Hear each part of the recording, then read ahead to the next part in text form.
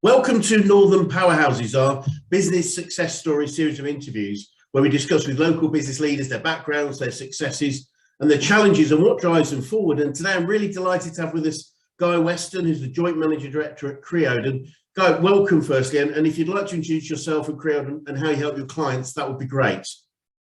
Hi, well, thank you very much.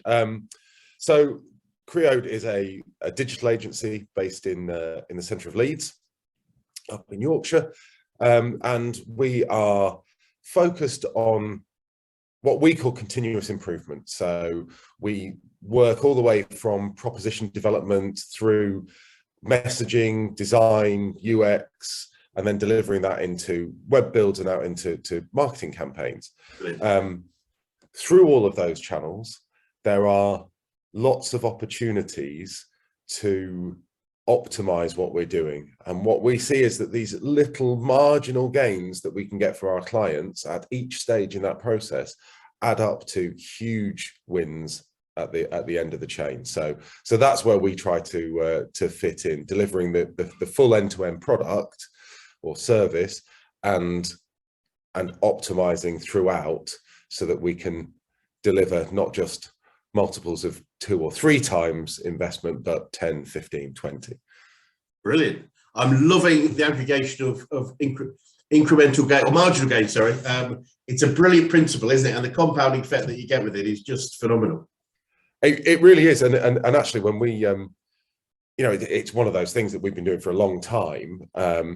And then I read about Team Sky and the cycling and the marginal gains that they got through just analysing every little bit. And I went, oh, hang on, that's sort of what we do.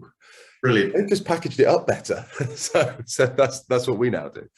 Fantastic. No, it's a great example, a great analogy. It's quite funny pre-COVID to see when I'd been taught about Team Sky was that one of the things they obviously did for marginal gains was everybody sanitised their hands every time they had any contact, way before COVID, just to reduce any chance of vascular infection between anybody. And I remember seeing a reporter getting into the back of one of the team cars, and immediately he's handed the bottle of sanitizer and he's off. And that's 4 years ago. Yeah. And so it's a fascinating story, isn't it? And it's repeated in people like Barcelona Football Club. I know I think the women's ladies Olympic hockey team had some things that they did. Right. Yes. Yeah. And it's just a great story. And I know some of the principles we work on in business are exactly that, to maximise the profit gains by changes in areas of the business. So, Guy, tell us a little bit about your background and how you got into this particular business. How did I get into this business? Well, I fell into it really, because I did a degree in history and philosophy of science at university, which was quite interesting, not very useful, it turned out. And I went off, I'd sort of dabbled in building websites and things whilst I was at uni. I had an e-commerce bookstore before Amazon launched in the UK. Sadly, mine didn't do quite as well as Jeff's. So I dabbled around in that, and I kind of thought, oh, maybe it's IT. Maybe IT is where I need to be. Went and joined a graduate program with GE in their IT team. And I think it's fair to say I absolutely hated it. I could not stand where I'd ended up. And I didn't stay very long. And then I started temping in marketing, like just, right, temping jobs. What shall I do? Ended up in a marketing agency and looked around and thought, quite like this.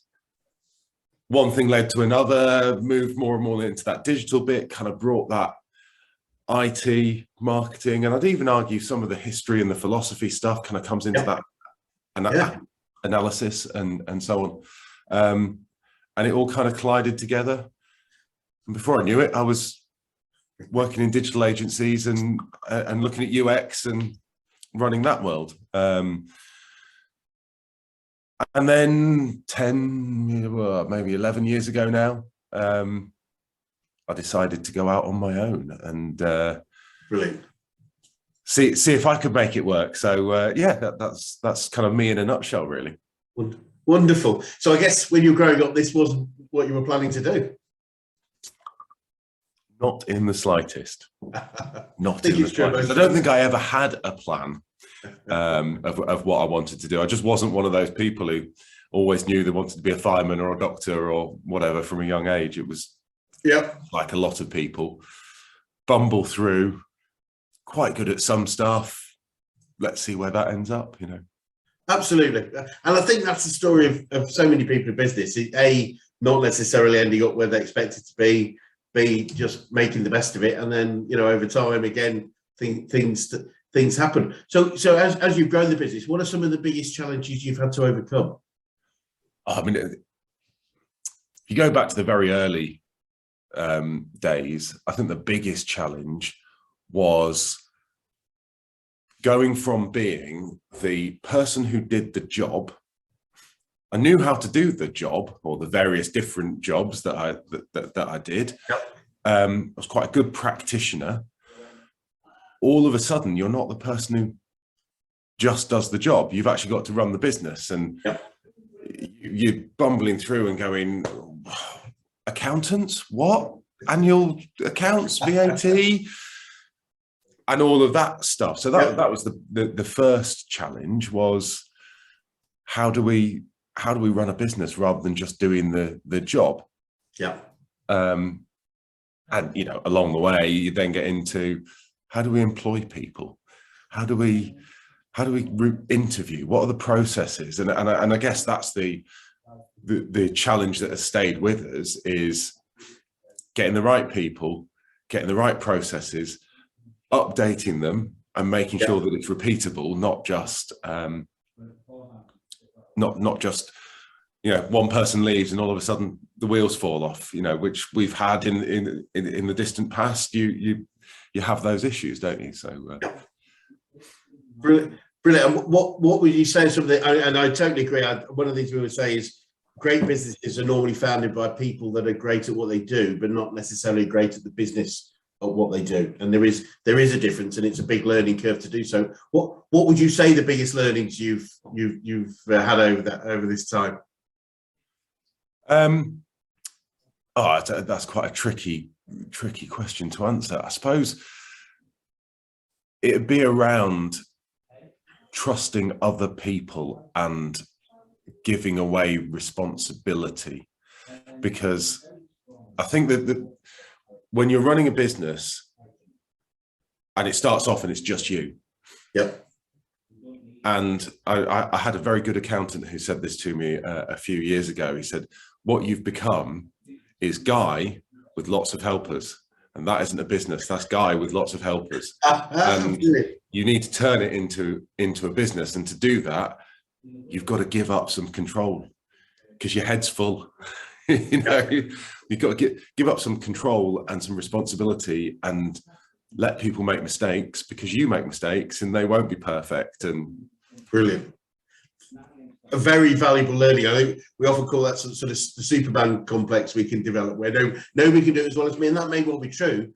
But as you rightly say, you can't grow a business if it's all about me and how good I am. And you also learn that actually some people can do it better than you. That's good. Hold on to that. That's even worse. That's an even worse learning, isn't it? Oh, blimey! I thought I was. Yeah, no, I totally go with that. There's a great piece in the book, The E-Myth by Michael Gerber. I know it. Yes. And it's that different, but there's this differentiation also that it has in there between delegation and abdication. Of the danger is, I'll just hand it, you know, I'll just throw it at you and assume you're going to get it right. And it is quite a finesseful process, isn't it, to go from being the center of everything to having a delegated structure without it being an abdicated structure where, you know, people don't really know what they're doing, they're just doing their best. Yeah, and look, I'm still learning that skill. I certainly haven't perfected it, but I'm further on than I was a year ago, and further on than I was 10 years ago. So brilliant. It's as long as I'm better than I was yesterday, that's good enough for me. So obviously we're a coaching organisation. Well, I'm interested to know who's the best coach you've ever had and why. I don't think there's one person.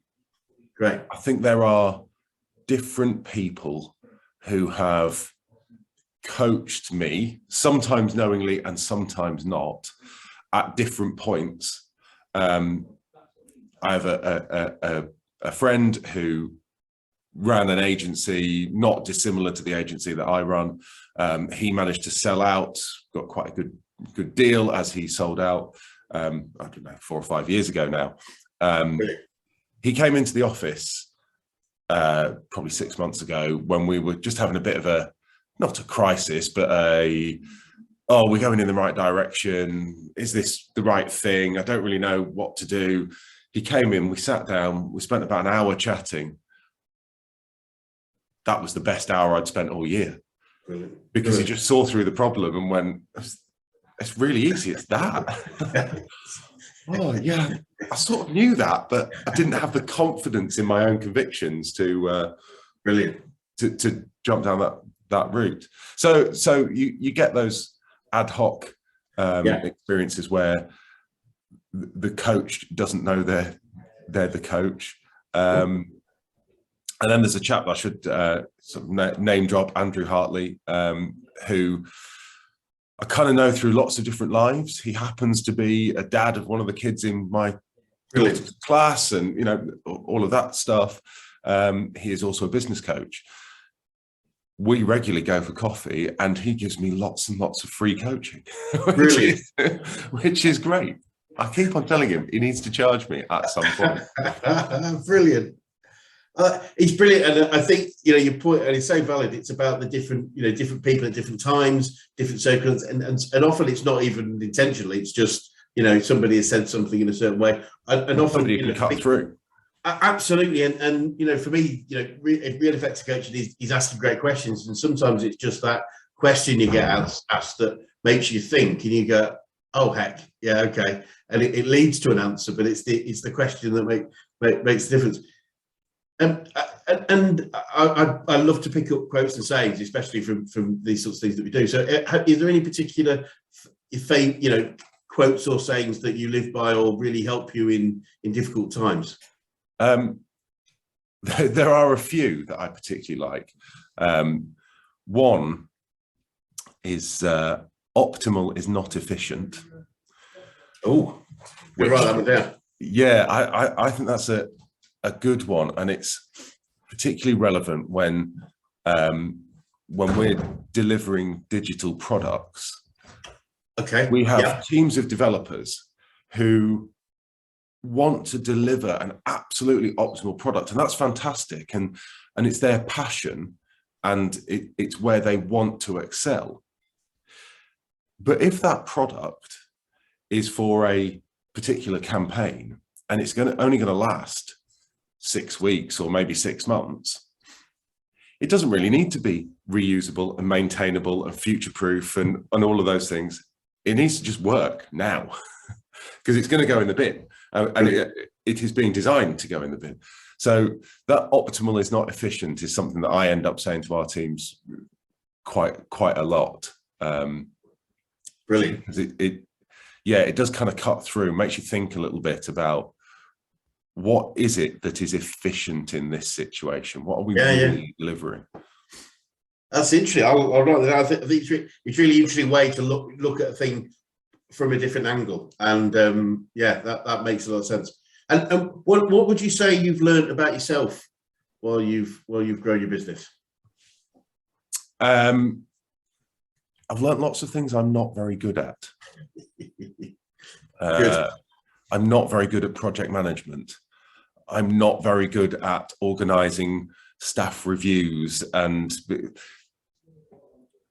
because I think when you end up in that, I hate the word entrepreneurial or entrepreneur, because I don't feel that that's what I am. I'm just somebody who happens to have run my own business. I'm not out creating businesses left, right, and centre and jumping from one thing to the next, sadly.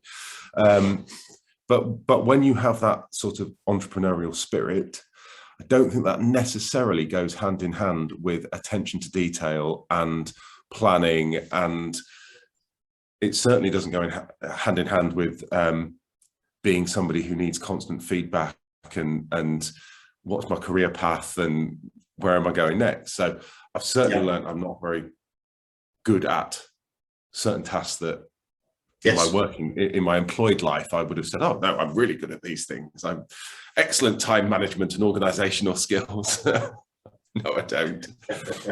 And I guess at a more fundamental level, what have I learned about myself?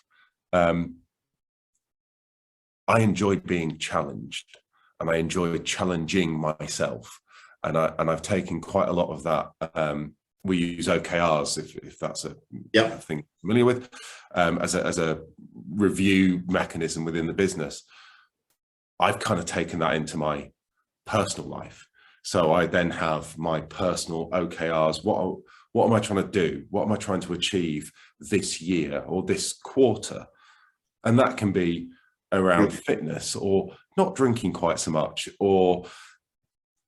but using that methodology and starting to break it down, it really works. It really works. So I like goals. I like goal setting and achieving things. And it reminds me of, I was lucky enough to train with a guy called Marshall Goldsmith several years ago. He's renowned as the world's top executive coach, sort of coaches. I think he reached up to recently, he's been coaching the president of the World Bank, Dr. Kim, presidents of Boeing and Fords and Pfizer's.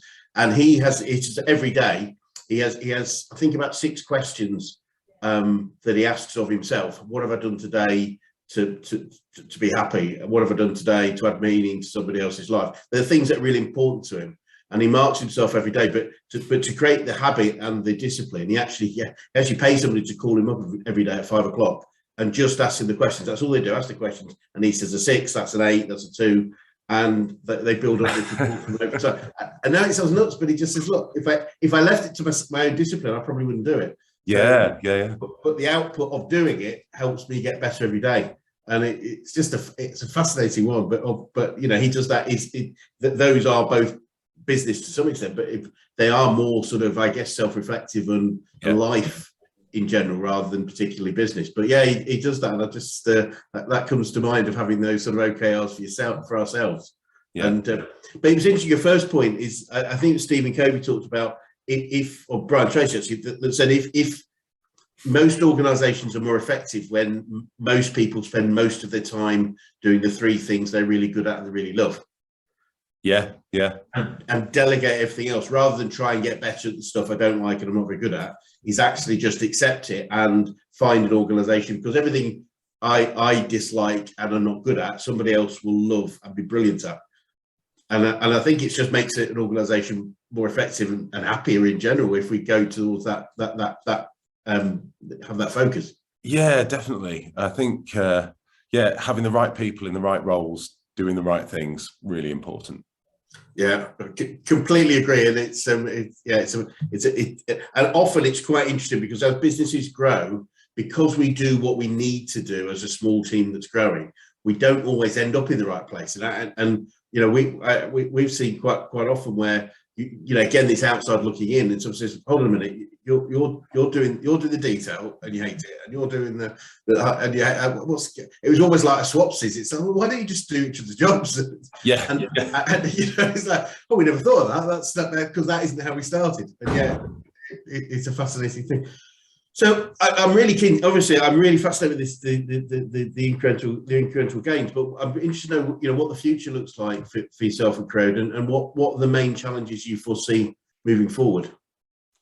Well, I think the big challenge that we're all facing is skills and staff. Particularly locally here in Leeds, we've got some very big players who come into the market and can afford to pay, I would say, over the odds for staff, because they need the bums on seats, and they'll get those bums on seats. So that's always a challenge. That's been a challenge for the last 10 years. I don't see it disappearing. And then beyond that sort of constant staffing challenge, we are trying to diversify our business. in terms of our client base, and that's a challenge as well. One of the reasons for that is that COVID hit, all our clients are in the public sector, and everyone put the brakes on. Sorry, private sector, and everyone put the brakes on. Yeah. Everyone just said, whoa, stop. Yeah. Let's find out what's happening. Yeah. And income dried up overnight. Now, they didn't keep at that point for very long, but it was quite a shock to the system. Yes. When you just haven't got any work. You haven't got any work for a month. And I kind of looked at that and thought, do you know what? Do you know who didn't put the brakes on? Public sector. At that point, we did nothing in the public sector. Right. So Great. we are now going through a process of trying to diversify into that, which has its challenges and frustrations when you're not used to working in certain ways.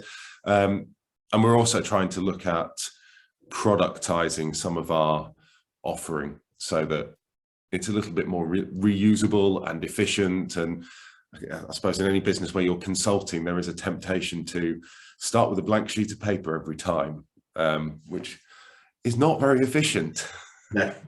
No.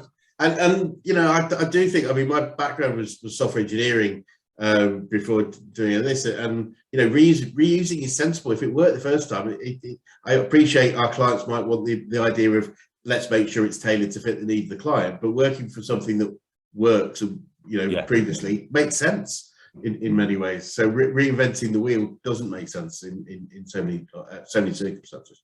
Yeah, no, absolutely agree. Absolutely agree.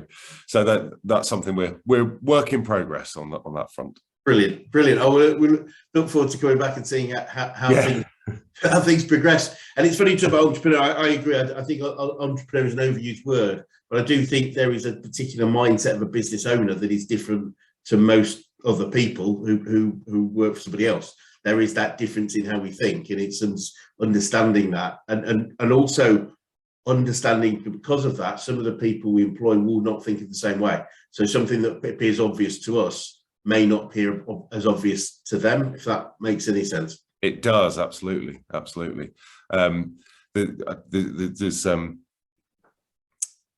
We've used disc profiles a fair bit, which I think I can see on the whiteboard behind you. And I found that really, really insightful. Learning about how other people react to the way that you are talking or the things that you are saying, where I think I'm being assertive and making decisions quickly and, you know, not messing about. Other people sometimes would call it aggressive and bully, you know, and you think, oh, it's not how I intended it, but you're seeing it from a different side. Absolutely. I use this a lot, and I love it. I mean, a similar example is I remember somebody in sales was talking about one of their guys, and they said he's really rude. He's really rude. It's like, we've got to do something about it. And I said, okay, it's probably just direct because that's his style. And we had a lot more detailed conversation on this, but I said, I bet he gets on with some people. And I remember the guy saying, the rude ones. And it was just like, okay, that's because it's a style. It's not a but understanding DISC is a fantastic tool to understand it. I've worked with different types, but the beauty of the only four behavioural types, although everyone is a mix of them all, is that we can understand the type, and it almost becomes a language within the team. That's a very D way of putting it, or that's a very D approach or an I approach. And rather than, you know, if you've got 16 different permutations, it's difficult to think in terms of 16 different character types, if that makes sense. So things like Belbin and stuff will produce 16 different character types. And, you know, I struggle with 4, let alone 16. I think it's nice, and it's simple, isn't it? It's just a simple framework. And I think you can, get too involved in these things. I was very skeptical of this, which I was then told, yes, that's because you're a D. But it has revealed an awful lot of things. And I think if it had been too detailed or too granular, I would probably have switched off. Yeah, yeah, it's exactly. This is yes. I think that's why they do a summary at the start, Guy, because like if different reports, I think we have like a 70-page report, and it's like now we'll just give the first summary page to high Ds because they're not going to get past the first page. The high Cs, the ISs are going to want to get there. Yeah, Page 67, it actually says, but yeah, I wouldn't get past that. That's fantastic. So just a little thing about looking to the future, but also get your thoughts about one or two things. Is what would you say to somebody that was thinking of going to business right now? I would say think very carefully about whether that is what you want to do, because I think when people go into business, they get very excited about, I'm going to be my own boss and I've got all this opportunity and I can, rule the world in my sector, and they're excited by the possibilities, and probably don't spend any time thinking about the realities of what it means to run a business. And by realities, I mean, when you've got that massive VAT payment due, do you know who doesn't get paid? And early on, first year or two, you end up in that situation. Oh, right. Well, I've got to pay everybody else, but I can't pay myself. And look, it's fun, and we've come through that stuff, and fingers crossed we're on the other side of that and won't ever go back to that. But yeah, there is a reality to starting a business and running a business, which is not glamorous or exciting, or it is hard work, difficult, and actually unpleasant a lot of the time. There are those moments that are just, the first time you have to sack somebody, that's not pleasant. That's not something you ever want to do. But to be successful, you have to do all of those things. Yeah, agreed. Yeah, I was told a long time ago by the ex-CEO of Action Coach, and I remember you saying the job of a business owner is to solve problems. So if you don't like problems, get out of business, because it's like And my experience has been that the growth creates problems. So if I don't have problems, I'm probably not going fast enough. If that makes any sense, it's like problems are a function of change and growth. So they're things to be embraced, even though they're not always pleasant, and they often aren't pleasant. There are these rare moments in business, and they scare me a little bit. They shouldn't, but they scare me a bit. And they're those moments where you've got through something and you come into work and you go, I don't know what to do. I've been so engrossed in this challenge and this thing for so long, and now it's behind me. I actually don't know where I'm going next. I've got to start again and think about the next problem that I'm going to create or bring forward. It scares people often, Guy. I find, I often talk about time management, but also primarily that business leaders should have more than enough time to focus on growing, because growing and running a business are two different things. So if you don't have enough time to grow, then growth is less likely to happen. And, I often say, just imagine having enough time to sit back, put your feet on the desk and think. And, I speak to a group of people, and half of them think I'm nuts, because it's like, that's never going to happen. And yet, without that thinking time, that strategy time, then we typically continue to grow, but not necessarily in the right direction. Not directed growth, just growth.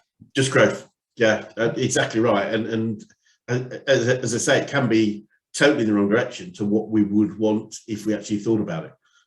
Because that growth could actually impinge more on my time if I grow in that direction, because I'm doing stuff that's dependent on me. So it's fascinating. So if you went backwards and if you started your business again, what might you do differently, if anything? Because I would take more professional advice earlier, and I wouldn't penny pinch on that professional advice. When we first set out, I saw accountants as bean counters, right? they're not adding any value. I've got to file these things called accounts. I can't do them. Somebody else has got to do it. Oh, you'll do it for 60 quid a month. Perfect. You can have my business. And I did similar things with legal advice, with, actually now I absolutely get the value that good people in those roles can bring. Good people in the coaching kind of arena. There are a lot of people who aren't good at that, who claim to be, but good people. Advice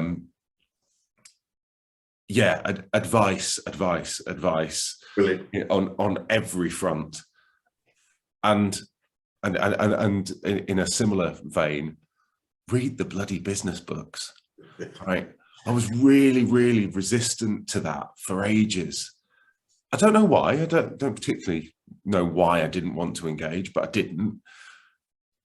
Now it's kind of a, just a constant. Yeah, read another one, take something from it, move on to the next one. Learn. Brilliant. No, I love the idea of paying for advice. I know. I think our founder Brad Sugars highlighted this, and he said that when he said the most expensive advice you ever get is free advice from an idiot. And I know that's a bit blunt, but it sort of sums it up, doesn't it? It's like, it does. if I'm going for, if it's important advice, let's make sure we pay for the most valuable advice that we can get. Yeah. That's brilliant. I love that. So finally, just a last question. Really interested to get your answer to this one. What advice would you give to an 18-year-old guy if you could go back in time? Oh, think about your choices. Think about think about your choices and what they mean in later life. And I'll give you an example. I aged 18, interviewed at Cambridge. Come along, and I turned up with a massive chip on my shoulder that why would I want to go where all these toffs go, and all of that kind of attitude. I would.